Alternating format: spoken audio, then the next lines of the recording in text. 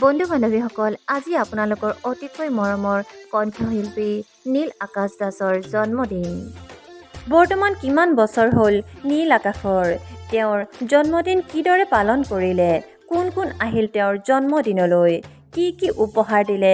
সকলোবোৰ জানিবৰ বাবে আপোনালোকে ভিডিঅ'টি শেষলৈকে চাই থাকিব। বন্ধু বান্ধৱীসকল, আপোনালোকে বাৰু নীল আকাশৰ গান শুনি ভাল পায়নে? যদিহে ভাল পায় তেনেহ'লে এটা লাইক কৰিব। লগতে আপোনালোকৰ প্ৰিয় শিল্পীগৰাকীৰ জন্মদিনত কমেণ্ট কৰি একাজলি আশীৰ্বাদ নিদিবনে?